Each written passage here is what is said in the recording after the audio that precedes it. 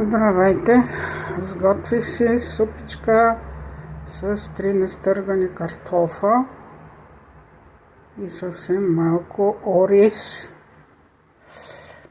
И настъргах и малко кашкавал.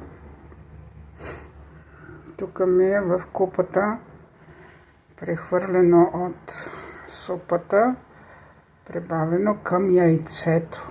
Едно разбито яйце, за да се уеднакви температурата и в тенджерата, и в купата. Значи супата е постна.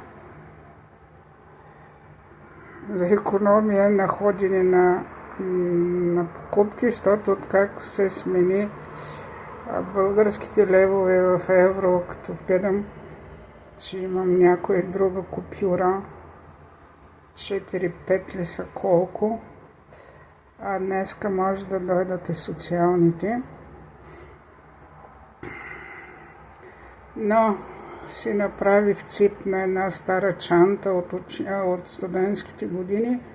Там отидаха 15 лева, защото не успях сама да си отстраня, да си разшия стария цип. Дадох си палтото да му оправят джобовете, там 10 лева ще идат.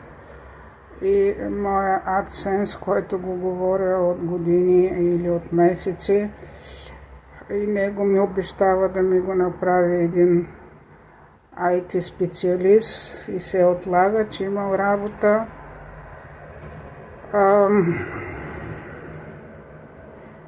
Очаквам и да ме викат в последния печели, което вече се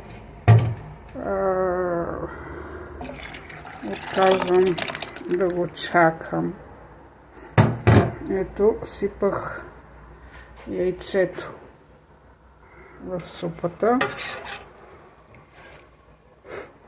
и това е резултат. Ето е стърганите картофи, ориза и малко кашкавалец, който се разтопи.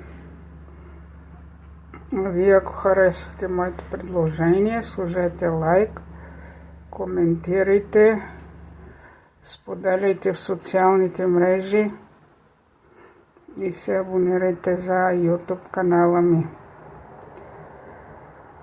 Абонирането е безплатно. Също натиснете камбанката, за да идват видеята ми при вас. До нови срещи!